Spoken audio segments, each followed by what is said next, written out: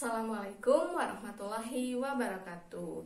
Hai anak-anak, bertemu lagi dengan Ibu Iis. Hari ini kita akan belajar tema 1, subtema 1, pembelajaran ketiga.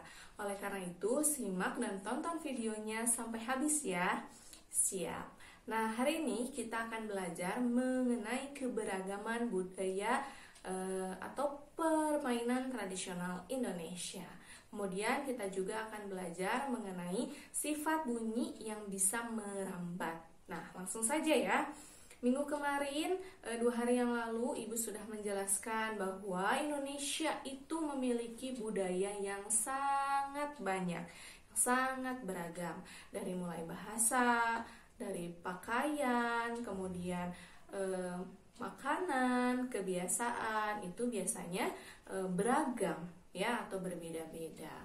Nah, sekarang Ibu akan menjelaskan mengenai permainan tradisional yang ada di Indonesia. Ya, contohnya seperti ini. Ini adalah permainan benteng-bentengan. Jadi di sini ada tiang atau bisa diganti jadi pohon, ya. Dan kemudian ada anak-anak yang mau memasuki bentengnya, ya, benteng-bentengnya ceritanya. Kemudian di sini ada anak-anak yang menjaga bentengnya supaya tidak tertembus oleh lawan. Itu. Kemudian biasanya permainan bebentengan atau benteng-bentengan itu 4-8 orang. Jadi dilakukan oleh banyak orang ya. Kemudian gobak sodor juga sama, yaitu permainan yang harus atau biasanya dilakukan oleh banyak orang. Ya, gobak sodor juga disebut juga galah asin atau galasin gitu ya. Beda-beda tiap tempat itu menyebutnya. Nah, seperti ini ya, mungkin anak-anak pernah memainkannya bersama dengan temannya ya. Nah, kemudian ada permainan tradisional lain, contohnya seperti egrang ya, itu menggunakan bambu panjang, kemudian menjaga keseimbangan supaya tidak jatuh. Kemudian ada permainan karet ya, karet tali, tarik karet, atau disebut juga sebagai sapintrong dalam bahasa Sunda ya. Itu karet yang disusun kemudian bermain bersama teman. Kemudian ada juga permainan congklak ya, yang menggunakan biji-biji. Kemudian ada papan congklaknya ya, yang bentuknya berlubang-lubang seperti itu. Mungkin ada juga yang pernah bermain ya. Nah, kemudian langsung saja. Nah, permainan itu untuk mengajarkan kepada kita tentang pentingnya persatuan. Nah, permainan yang tadi itu permainan yang biasanya dilakukan oleh banyak orang ya, tidak bisa main sendiri ya. Nah, dalam bermain itu juga meningkatkan rasa persatuan. Walaupun berbeda-beda teman kita, ada yang berbeda agamanya, mungkin berbeda sukunya, berbeda bahasanya, tapi jangan jadikan alasan untuk tidak mau bermain. Justru dengan keberagaman itu kita bisa bersatu ya, untuk bermain bersama atau belajar bersama. Nah, seperti itu ya. Itu permainan tradisional yang ada di Indonesia. Benteng-bentengan, galah asin, kemudian atau gobak sodor, ada congklak, ada sapintrong ya, seperti itu. Nah, kemudian sekarang Ibu akan menjelaskan mengenai bunyi. Ya, apa sih bunyi? Kemudian kenapa kita bisa mendengar bunyi ya? Segala macam bentuk bunyi berasal dari benda yang bergetar. Ya, getaran dari suatu benda akan mengakibatkan udara di sekitarnya bergetar. Getaran tersebut menimbulkan gelombang bunyi di udara. Benda-benda yang bergetar dan menghasilkan bunyi disebut sumber bunyi. Nah, sekarang Ibu akan memberikan contoh ya. Sekali lagi, Ibu akan simpulkan bahwa bunyi itu berasal dari benda yang bergetar, bukan bergerak. Contohnya seperti ini. Seperti ini ya. Ibu memiliki bel. Ya, anggap saja ini bel atau lonceng ya. Kemudian Ibu goyangkan seperti ini. Nah, lonceng yang ada di dalamnya yaitu bergetar sehingga menghasilkan suara atau bunyi. Nah, seperti itu ya. Paham? Iya. Kemudian, kalau kalian menjawab, "Bu, berarti kalau benda yang bergerak itu semuanya mengeluarkan bunyi?" Tidak. Ya, contohnya misalnya seperti buku. Ini bukunya diam. Kalau ibu goyangkan, kalian mendengar suara tidak? Tidak, karena buku ini tidak bergetar. Ya, sekali lagi, ibu punya lonceng. Ya, kemudian ibu goyangkan. Terdengar bunyi? Iya, karena loncengnya bergetar. Ya. Kalau misalnya ini buku, diam, tidak terdengar. Ibu goyangkan, tidak terdengar karena buku ini tidak bergetar. Ya, sekali lagi, contohnya ini. Ya, ini di dalamnya ada loncengnya ya. Loncengnya bergetar sehingga kalian bisa mendengar bunyi. Sekarang ini ada spidol. Kemudian ibu gerakan atau goyangkan. Terdengar tidak? Tidak, karena spidol ini tidak bergetar. Nah, seperti itu. Paham ya? Jadi bunyi itu dihasilkan oleh benda yang bergetar, bukan bergerak, bergetar. Ya, itu. Kemudian, benda-benda yang menghasilkan bunyi seperti ini dan ini disebut sebagai sumber bunyi karena menghasilkan bunyi. Kalau spidol, buku, ya, tidak disebut sebagai sumber bunyi karena tidak menghasilkan bunyi. Paham ya? Selanjutnya, bunyi dapat merambat melalui benda padat, benda cair, dan gas. Akan tetapi, bunyi tidak dapat merambat pada ruang hampa. Betul, seperti ibu sedang berbicara. Apakah kalian mendengar? Betul, karena di sekitar ibu ada udara sehingga kalian bisa mendengar saat ibu bicara. Tapi jika kalian pergi ke ruang angkasa atau ke ruang hampa, ketika ada orang yang sedang berbicara atau kalian menyalakan musik, maka tidak akan terdengar karena tidak ada udara. Ya, ibu bisa berbicara seperti ini karena di sekitar ibu ada udara sehingga kalian bisa mendengar. Kalau di luar angkasa, kalian teriak-teriak tidak akan terdengar karena itu ruang hampa. Nah, sekarang ada 3 syarat nih. Ada 3 syarat supaya bunyi bisa terdengar. Ya, ada 3 syarat nih. Pertama, ada sumber bunyi. Ya, sumber bunyi atau benda-benda yang dapat menghasilkan bunyi. Ya, misalnya spidol. Ini sumber bunyi bukan? Betul, ini bukan sumber bunyi karena tidak menghasilkan bunyi. Tapi jika ada sumber bunyi, kalian mendengar bunyi? Iya.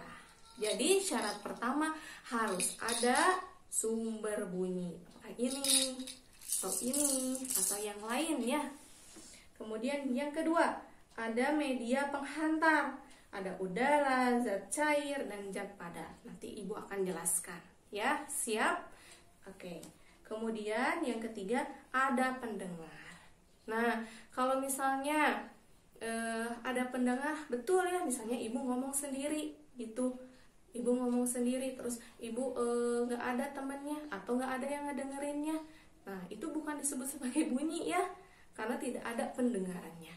Harus ada pendengarnya. Nah, kemudian ibu juga akan menjelaskan dan mengingatkan kembali ya bahwa yang pertama, benda yang merambat melalui benda padat dan cair akan terdengar lebih jelas dibandingkan dengan bunyi yang merambat melalui udara. Nanti kita akan melakukan percobaan. Nah, silahkan nanti kalian merangkum atau misalnya memberikan kesimpulan sendiri ya. Nanti ibu akan jelaskan. Kemudian yang kedua, bunyi berasal dari benda yang bergetar. Sekali lagi ya, benda yang bergetar, bukan bergerak. Ya, tidak semua benda bergerak itu menghasilkan bunyi. Kemudian yang ketiga, bunyi tidak dapat merambat melalui ruang hampa. Seperti Ibu bilang, kalau kalian ke ruang angkasa, kalian teriak-teriak, kalian menyalakan musik, tidak akan terdengar karena tidak ada udara. Nah, ini cuma penjelasan saja. Kemudian, nah ini ingat ya 3 syaratnya tadi, ada sumber bunyi, ada media, dan ada pendengar. Ini 3 syaratnya ya. Kemudian, nah Ibu akan menjelaskan satu percobaan ya. Jadi bisa kalian menyiapkan seperti gelas cup gini, kemudian kalian lubangi, kalian masukkan selang seperti ini ya. Nah, seperti ini. Kemudian ketika kalian berbicara seperti ini, maka orang yang mendengarnya ya, orang yang mendengarnya pasti akan mendengar ucapan kalian. Kenapa? Karena di selang ini terdapat udara yang menyampaikan pesan kepada pendengar. Paham ya? Nah, jadi tadi ada media, kalian ingat ya. Jadi tadi bunyi itu merambat melalui media. Medianya udara, padat, dan cair.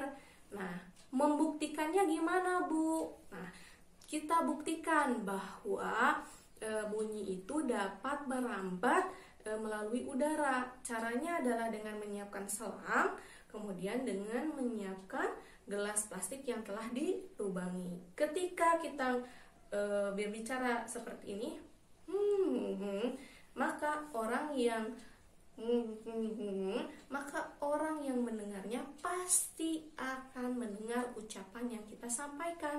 Karena ketika kita berbicara, udaranya masuk ke selang, ke sini, dan akhirnya sampai kepada pendengar. Paham ya? Nah, itu percobaan yang cukup Ibu jelaskan, tidak perlu kalian lakukan ya. Jadi Ibu mau membuktikan atau menjelaskan bahwa udara itu bisa merambat melalui bunyi itu bisa merambat melalui udara ya. Kemudian, nah nanti ada 5 tugas ya. Sekali lagi nanti ada 5 tugas yang harus kalian lakukan. Nah, tugas yang pertama, perhatikan baik-baik akan Ibu jelaskan. Tugas yang pertama adalah kalian sendiri di rumah melakukan percobaan. Percobaannya gampang, kalian cukup sediakan 2 wadah plastik seperti ini, aqua. Kemudian kalian lubangi seperti ini, kalian lubangi. Kemudian kalian ikatkan benang kasur di dalamnya. Nah, bentuknya jadi seperti ini. Ya. Kemudian coba kalian ajak 1 orang yang ada di rumah kalian. Ingat, tidak boleh keluar rumah karena kita sedang melaksanakan PPKM atau sedang adanya virus-virus atau pandemi. Coba ajak 1 orang di rumah kalian untuk menjadi pendengar atau untuk orang yang mengeluarkan bunyi. Misalnya kalian seperti ini ya.